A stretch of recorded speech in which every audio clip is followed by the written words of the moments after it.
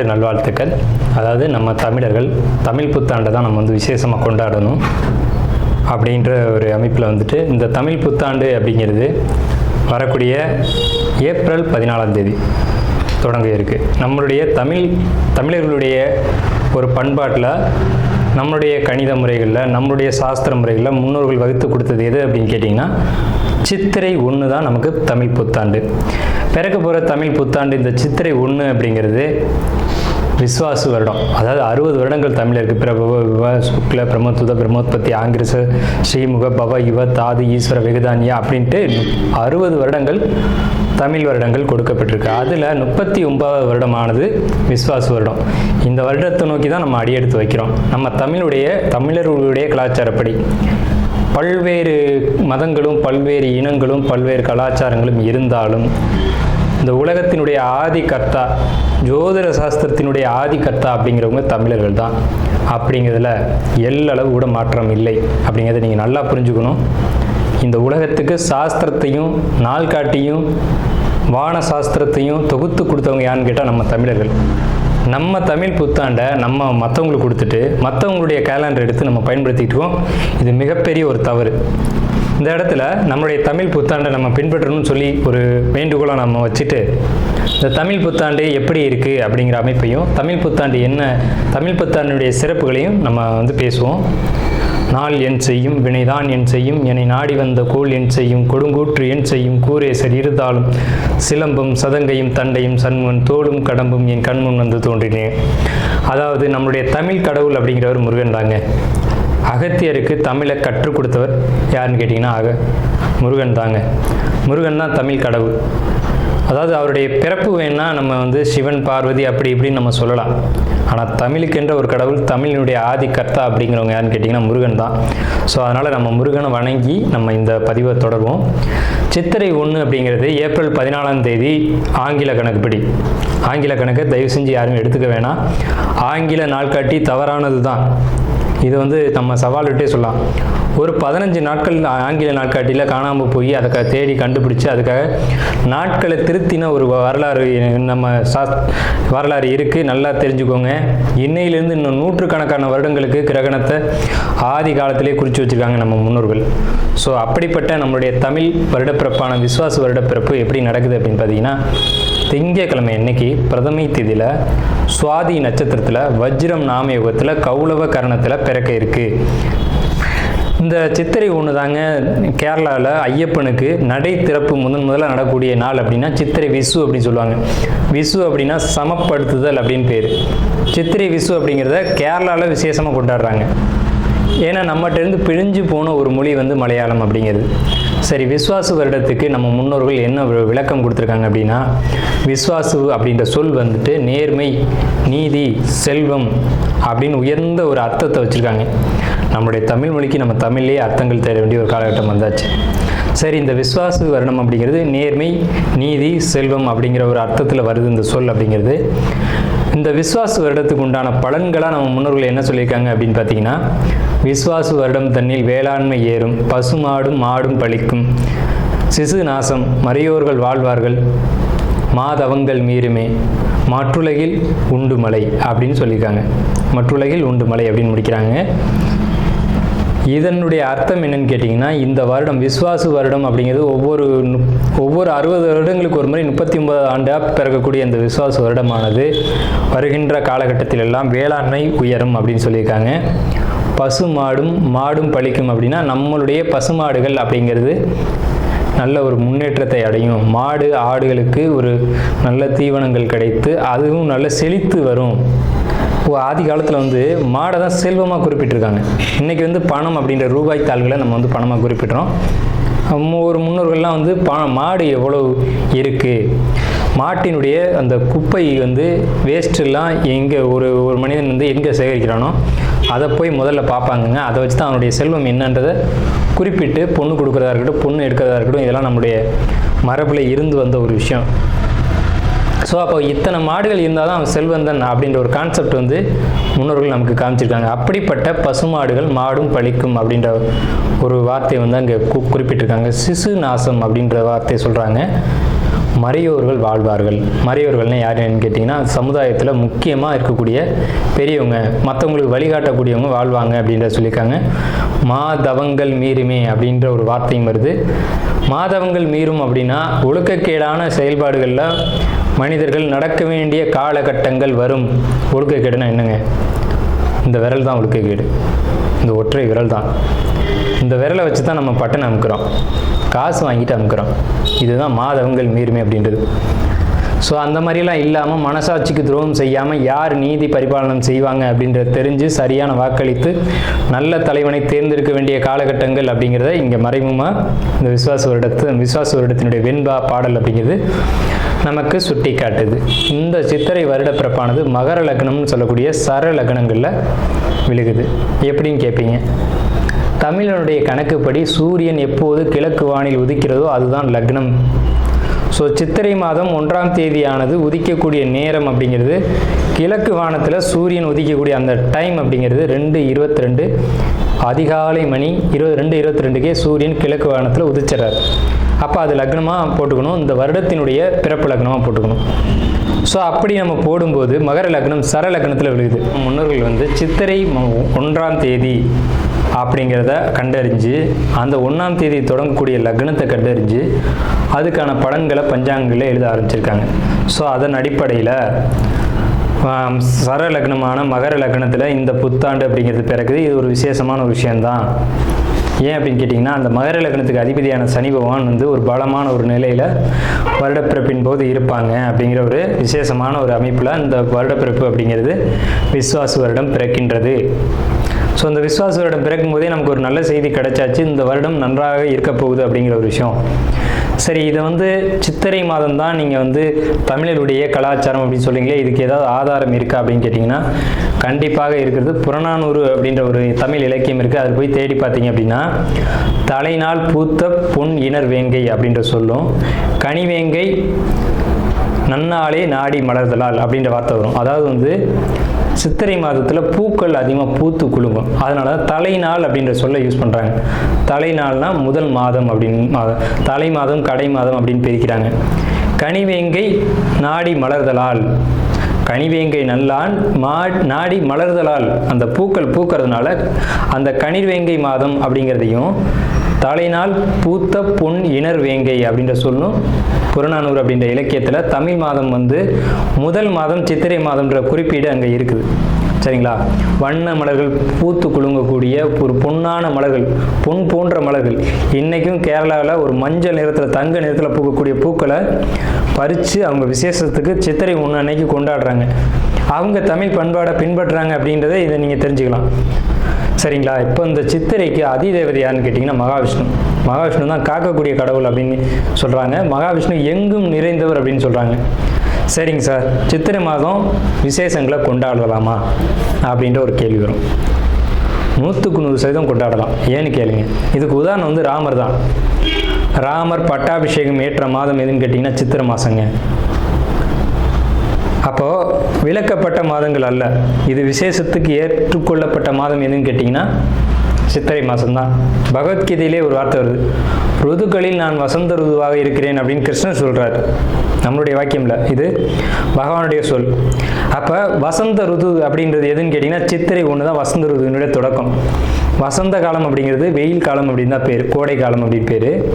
வசந்த காலமானது சித்திரை வைகாசி, இந்த 2 மாதத்தையும் வசந்த காலம் அப்படின்னு குறிப்பிடுறாங்க சமஸ்கிருதத்தில். அப்போ இந்த வசந்த காலம் எனக்கு பிடித்த ருது அப்படின்னு சொல்கிறாரு கிருஷ்ணர். ஸோ ராமர் பட்டாபிஷேகம் ஏற்றுக்கிட்ட ருது எது அப்படின்னு கேட்டிங்கன்னா சித்திரை மாதம். அப்போ சித்திரை மாதம் புது வீடு வாங்கலாம், புது வீடுக்கு கிரகப்பிரவேசம் பண்ணலாம், புது மனை எழுப்பலாம், மனை சம்பந்தப்பட்ட விஷயங்கள், மங்கள காரியங்கள், இது எல்லாம் செய்வதற்கு உகந்த மாதம் சித்திரை மாதம். அவிட்ட நட்சத்திரம். அவிட்ட நட்சத்திரக்காரங்களுக்கு ஒரே ஒரு விஷயம் தான் சொல்லணும். என்னென்னா, வாழ்க்கையில் என்னென்ன பார்க்கணுமோ எல்லாத்தையும் பார்த்தாச்சு. இந்த வருஷம் நல்லா இருக்குமா? விஸ்வாச வருடம் கண்டிப்பாக ரொம்ப சூப்பராக இருக்கும். என்ன சூப்பராக இருக்கும் அப்படின்னு கேட்டிங்கன்னா, பொருளாதாரம் தொழிலை பொறுத்த வரைக்கும் ரொம்ப சிறப்பாக இருக்குது. சகோதர வழி உறவுகள் நல்லா இருக்குது. சொத்து சேர்க்கை நல்லா இருக்குது. உறவுகளை பொறுத்த வரைக்கும் யாரையும் நம்ப வேண்டாம். அவிட்ட நட்சத்திரம். ஆறில் குரு ஊரில் பகைன்னு உங்களுக்கு தேவையில்லாத வம்பு வழக்கு வர வேண்டிய நேரம் ஸோ ஒரு பிரச்சனை வருதுன்னா அந்த இடத்த விட்டு காணாமல் போயிடுங்க, அடுத்த நாள் பார்த்துக்கலாம். உங்களை தேடி பிரச்சனைகள் வரும், அந்த வம்பில் மட்டும் மாட்டிக்காமல் பார்த்துக்கோங்க. மற்றபடி உங்களுக்கு நெகட்டிவாக சொல்லக்கூடியது அப்படிங்கிறது எதுவும் இல்லை. தொழிலில் சுணக்கம் ஏற்பட்டாலும் வெற்றி அடைவீங்க. தொழிலை பிரம்மாண்டமாக விரிவுபடுத்தக்கூடிய காலகட்டம் இந்த காலகட்டம் தான். விஸ்வாச வருடம் 39வது தமிழ் வருடம் தான். இந்த மகர ராசி இது 10வது ராசி. இந்த மகர ராசிக்காரங்களுடைய கேரக்டர் எப்படி இருக்கும் அப்படின்னு கேட்டிங்கன்னா, உங்களுடைய கேரக்டரு முதலை நீர்லையும் வாழும் நிலத்திலையும் வாழும், எங்கே போட்டாலும் வாழக்கூடிய ஒரு தன்மை அப்படிங்கிறது இயற்கையிலே உண்டு. தொழில் போராட்டங்கள், தொழிலில் ஜெயிக்கக்கூடிய ஒரு அமைப்பு அப்படிங்கிறதெல்லாம் மகரத்துக்கு ரொம்ப ஈஸியான விஷயம். ஆனால் உழைப்பு அப்படிங்கிறத பொறுத்த வரைக்கும் தனக்கானதாக மட்டும் இருக்கின்ற சுயநலம் மகர ராசிக்கு எப்போவுமே உண்டு. அடுத்தவங்களுக்காக உழைக்காது. வேலை செய்யுது அப்படின்னா பொறுமையாக இருக்கும், தன்னுடைய தொழில் அப்படின்னா ஆர்ப்பாட்டமாக செய்யும். ஸோ இப்படிப்பட்ட ஒரு தன்மை. அதே மாதிரி ஒரு வேலையை பொறுமையாக நிதானமாக டப்பு நடிக்கக்கூடிய ஒரு தன்மை அப்படிங்கிறதுலாம் மகரத்திட்ட அதிகமாக உண்டு. பொறுமையாக இருக்க வேண்டிய இடத்துல பொறுமையாக இருக்கும், வேகமாக இருக்க வேண்டிய இடத்துல வேகமாக இருக்கும். கரெக்டாக டைமிங்கில் செய்யக்கூடிய விஷயம் அப்படிங்கிறது மகரத்திட்ட உண்டு. உட்கார்ந்த இடத்துல இருந்து எல்லார்ட்டையும் எல்லா காரியத்தையும் சாதிக்கக்கூடிய ஒரு தன்மை அப்படிங்கிறது மகரமான உங்களுக்கு இயல்பாகவே உண்டு. ஸோ உங்களுடைய குணம் அப்படின்றத பொறுத்த வரைக்கும் ரொம்ப நல்ல குணம் அல்லது ரொம்ப மோசமான குணம் அப்படின்லாம் சொல்ல முடியாது. நியூட்ரலான ஒரு குணம், தனக்கு பட்டதான் நியாயம் அப்படின்னு செய்யக்கூடிய ஒரு தன்மைகள் அப்படிங்கிறது உங்களுக்கு இயல்பாகவே இருக்கும். உங்களுடைய ராசிக்கு இந்த விஸ்வாச ஆண்டு எப்படி இருக்கும் அப்படின்ற பேச்சு பலன் தான் நம்ம பார்க்குறோம். விஸ்வாச வருடம் அப்படிங்கிறது 60 வருடங்களில் 39வது வருடம். தமிழ் வருடங்கள் மொத்தம் 60 வருடங்கள் இருக்குது. பிரபவ, விபவ, சுக்ல, பிரம்மோத்வத, பிரம்மோத்பத்தி, ஆங்கிருஷ, ஸ்ரீமுக, பவ, யுவ, தாது, ஈஸ்வர, விகதான்யா அப்படின்னு சொல்லி இந்த வரிசையில் 39வது வருஷமாக வரக்கூடியது அப்படிங்கிறது விஸ்வாச வருடம்.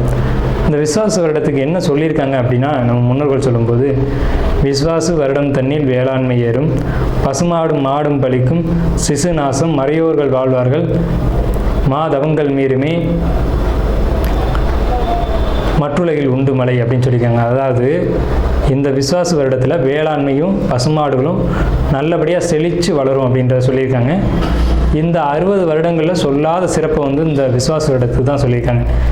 அப்படின்னா சார் 12 ராசிக்குமே நல்ல பலன்கள் தானே இருக்குது அப்படின்னு நீங்கள் கேட்கலாம். ஆனால் கடந்த காலகட்டங்களை பொறுத்த வரைக்கும் நீங்கள் பட்ட கஷ்டங்கள், துன்பங்கள் இதெல்லாம் பார்க்கும்போது உங்களுக்கு குறிப்பிட்டு சொல்ல வேண்டிய விஷயங்கள் அப்படிங்கிறது நிறைய இருக்குது. ஸோ அந்த அடிப்படையில் நம்ம பலன்கள் எடுக்கும்போது உங்களுக்கு ராசி மகர ராசி, ராசிக்கு 2ஆம் இடத்து ராகு, ராசிக்கு 3ஆம் இடத்து சனி, ராசிக்கு 6ஆம் இடத்து குரு பகவான், ராசிக்கு 8ஆம் இடத்து கேது. இது என்ன சார் பண்ண போகுது? நம்ம அந்த கிரகத்தோட பார்வை இதெல்லாம் வேணாம், பலன் என்ன அப்படிங்கிறதுக்குள்ளே மட்டும் நம்ம போவோம். கடந்த காலகட்டங்கள் அப்படின்றது ரொம்ப கசப்பான காலகட்டங்கள். இப்போ தான் உங்களுக்கு சனி பகவானுடைய ஆதிக்கம் அப்படிங்கிறது முழுமையாக குறையுது. எப்போன்னு கேட்டிங்கன்னா, இந்த ஆண்டு சித்திரை 1 தான் அது உங்களுக்கு முழுமையான ஒரு சனி பிடியிலேருந்து வெளியில் வர்றீங்க. உங்களுடைய சுய ஜாதகம் வேறு, இந்த சனி பயிற்சி அப்படிங்கிறதுலாம் வேறு, ராகு பயிற்சிங்கிறதுலாம் வேறு, குரு பயிற்சின்றது வேறு. இருந்தாலும் உங்களுக்கு இந்த காலகட்டம் அப்படிங்கிறது பொற்காலம்தான். எந்த வகையில் அப்படின்னு கேட்டிங்கன்னா, உங்களுக்கு 2ஆம் இடத்து ராகு, 2ஆம் இடம் அப்படிங்கிறது தனவரவை சொல்லக்கூடிய இடம். அங்கே ராகு நின்று பிரம்மாண்டப்படுத்துகிறார் பொருளாதாரத்தை. வரக்கூடிய பணத்தை பல மடங்காக பெருக்கி கொடுக்கக்கூடிய ஒரு அமைப்பு அப்படிங்கிறது, தொழில் வேலை சார்ந்த விஷயங்களில் வெற்றி அப்படிங்கிறது இந்த ராகுவான்னு சொல்லக்கூடிய உண்மை. உங்களுக்கு ஒரு முயற்சி அப்படிங்கிறது எந்த ஒரு முயற்சியாக இருந்தாலும் 2 முறை செய்யணும், 2வது இடத்துல தான் வெற்றி அடையணும் அப்படிங்கிற அமைப்பு இந்த காலகட்டத்தில். முயற்சிகள் எடுக்கும்போது கொஞ்சம் சோர்வாக இருப்பீங்க, தாமதப்படுவீங்க அப்படிங்கிற ஒரு அமைப்பு இருக்குது. வெளியூர் வெளிநாடு பயணங்கள் பல வருஷமாக தடையாயிட்டு இருந்திருக்கும். இந்த ஆண்டு போகக்கூடிய அமைப்பு அப்படிங்கிறது ஒரு வாய்ப்புகள் கிடைக்கும், பயன்படுத்திக்கோங்க. அதுலேயும் தடைகளும் தாமதங்களும் ஏற்பட்டு பின்னர் தான் போவீங்க. சரிங்க சார், இந்த குரு பகவான் என்ற நிலை உங்கள் ஜாதகத்தில் சரியான ஒரு அமைப்பில் இல்லை. தேவையில்லாத வம்பு வழக்குகளை நீங்கள் சம்பாதித்து கொள்ள வேண்டிய நேரம். அப்போ எப்படி சார் இருக்கணும்? தான் உண்டு, தான் வேலை உண்டுன்னு அமைதியாக ஒதுங்கி போகணும். மற்றவங்களால் உங்களுக்கு தொந்தரவுகள் வரக்கூடிய நேரம் இல்லை. நான் மல்லு கட்டுவேன், என் பக்கம் நியாயம் இருக்குது, அந்த பேச்சே பேசக்கூடாது. அப்படி பேசுனீங்க அப்படின்னா சில பாதிப்புகளை நீங்கள் சந்திக்க வேண்டி வரும். அப்போ இந்த காலகட்டத்துக்கு ஏற்ற மாதிரி நீங்கள் உங்களுடைய வாழ்க்கையை கடந்து போயிட்டுருக்கணும். 6ல் குரு ஊரில் பகை, 6ல் குரு வேருடன் பகை அப்படின்லாம் பழமொழி இருக்குது. ஸோ அந்த கான்செப்ட் ஒரு பாதிப்பான ஒரு விஷயம். 6ல் குரு இருக்கும்போது அமைதியாக எந்த ஒரு வம்பு வழக்கு இல்லாமல் இந்த விசுவாச இடத்தை நீங்கள் கடந்து போயிருக்கணும். அடுத்து எட்டில் கேது. எட்டில் கேது அப்படின்னா ஒரு மனசு வந்து ஒரு குழப்பமான நிலையிலே இருக்கும்.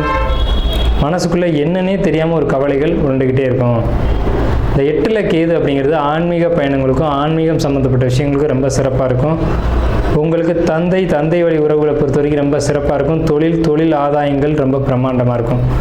ஆல்ரெடி சொல்லிவிட்டு வருமானத்துக்கு பிரச்சனை இல்லைன்னா, வருமானத்துக்கு பிரச்சனைனா தொழில் பண்ணால் தானே வருமானம் வரும்.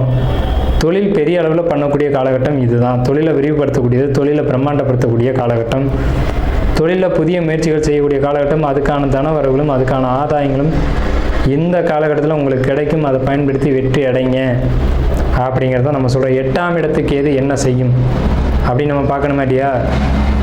8ஆம் இடத்துக்கு எது வயிறு சம்பந்தப்பட்ட பாதிப்புகளை பெண்களுக்கு அதிகபட்சம் கொடுக்கும். ஆண்களுக்கும் இந்த பாதிப்புகளை ஏற்படுத்தும். குழந்தைக்குன்னு இயங்கிட்டு இருக்கக்கூடியவங்களுக்கு குழந்தைகள் தடை தாமதங்களை ஏற்படுத்தக்கூடிய காலகட்டம்.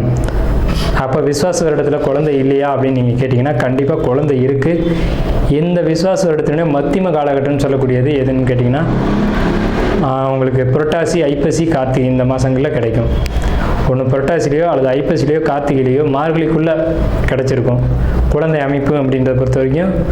எந்த மகர ராசிக்கு இடைப்பட்ட காலத்தில் குழந்தை அமைப்பு அப்படிங்கலாம் கிடைக்குது. முதல் குழந்தை உங்களுக்கு வந்து இந்த ஆண்டில் விசுவாச இடத்துல பிறக்குது அப்படின்னா உங்களுக்கு குழந்தைக்கான அமைப்பு அப்படிங்கிறது முதல் குழந்தை பெண் குழந்தையாக இருக்கும், அடுத்த ஆண் குழந்தையாக பிறக்கும் அப்படிங்கிற ஒரு கான்செப்ட் வந்து இருக்குது. ஸோ இந்த வகையில் பார்க்கும்போது உங்களுக்குள்ள ஒரு தேவையில்லாத மன அழுத்தங்கள் இருக்குது. அது தேவையற்றது, அதை ஒதுக்கி வச்சுருங்க. நல்ல ஒரு சந்தோஷமான மனநிலைக்குள்ளே வாங்க. உங்களுக்கு வாழ்க்கை வந்து ஒரு பிரகாசமான ஒரு நிலையை நோக்கி வந்தாச்சு. கணவன் மனைவி உறவை பொறுத்த வரைக்கும் கொஞ்சம் எப்போவுமே மகரத்துக்கு அந்த ஒரு அமைப்பு அப்படிங்கிறது விட்டு கொடுத்து போகணும் அப்படின்ற ஒரு தன்மை தான். விட்டு கொடுத்து போங்க, எல்லாமே சிறப்பாக இருக்கும். யார் சம்பாதித்தாலும் யார் கை மேலோங்கி இருந்தாலும் மகரம் அடிபணிந்து போகிறது தான் நல்லது. ஆனால் மகரம் அடிபணிந்து போகாது அப்படிங்கிறது தான் இங்கே ஒரு சிரமமான விஷயம்.